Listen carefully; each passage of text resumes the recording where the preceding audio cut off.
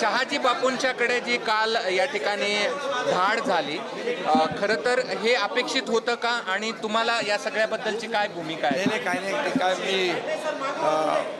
ती काय चौकशी होईल आणि त्याच्यामध्ये काय एवढं सिरियसली घेण्यासारखं नाही आहे. रात्री तुम्ही एकत्र हॉस्पिटलमध्ये होते, काही संवाद झाला, भेट झाली? नाही मी अगोदर आलो होतो आणि मुख्यमंत्री महोदय नंतर आले होते आणि इथं एकत्र पैठणमध्ये सभा होत्या.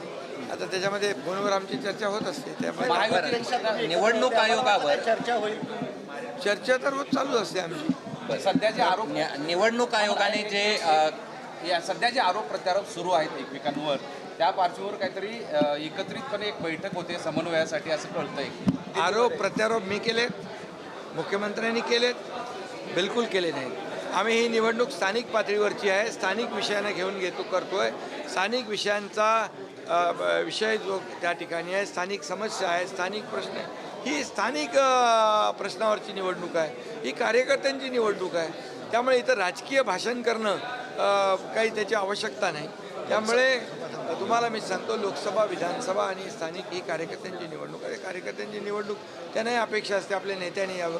त्यामुळे आम्ही प्रचार करतोय, डेव्हलपमेंटवर प्रचार करतोय. निवडणूक आयोगाने ज्या निवडणुका रद्द केल्या त्याविषयी मुख्यमंत्र्यांनी खंत व्यक्त केली आणि हा निर्णय थेट चुकीचा आहे असं म्हटलं. ते खरं म्हणजे एकदा निवडणूक प्रक्रिया सुरू झाली, ती सगळी प्रोसेस कंप्लीट झाली, त्यानंतर निवडणुका कधी थांबवल्या जात नाहीत. परंतु यावेळेस निवडणुका त्या ठिकाणी थांबवल्या गेल्या. हे मला वाटतं मी पूर्ण माहिती घेऊन यावर बोलेन. परंतु निवडणुकीची प्रक्रिया पूर्ण झाल्यानंतर कधी निवडणूक अशा प्रकारे थांबवली जात नाही. पण दुर्दैवाने तशा घटना घडलेली, त्याची मी माहिती घेतली. तुमचा पुतळा काढणार आहे, तुमचे 35 आमदार बोलणार आहेत असं संजय राऊत म्हणाले. अमित शहा पुतळा काढणार, त्यांच्या तब्येतीला शुभेच्छा देतो.